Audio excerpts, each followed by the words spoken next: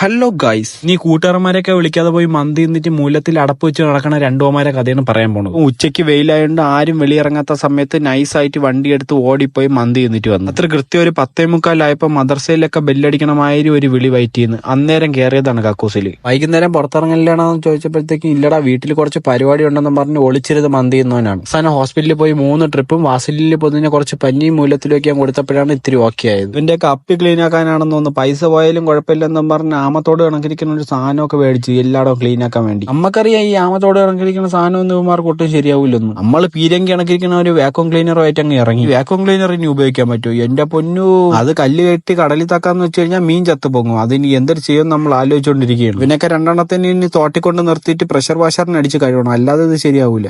നമ്മൾ ഈ വീട്ടിൽ കയറിയപ്പോ മ്യൂസിയത്തിൽ കയറിയ ഒരു പ്രതീതി. എന്തൊക്കെ സാധനങ്ങളാണ് ഇവിടെ ഇരിക്കണേ. ഈ കുട്ടുമാമ കണക്കിരിക്കുന്ന സാധനം നമ്മൾ ഇൻസ്റ്റാഗ്രാമിലൊക്കെ കാണണേണ്. എന്തടാ ഇതിന്റെ രസം. രാത്രി ഇതൊക്കെ ഇട്ടിട്ട് അങ്ങോട്ട് കിടന്ന നക്ഷത്രങ്ങളൊക്കെ എണ്ണി സുഖമായിട്ട് കിടന്നുറങ്ങും. ഇതൊക്കെ കണ്ടിട്ട് ലോറി കയറിയ തവള പൈൻ്റ് അടിച്ചിട്ട് കിടക്കണമാതിരി ഇങ്ങനെ കണ്ട് രസിക്കുകയാണ് പോയി.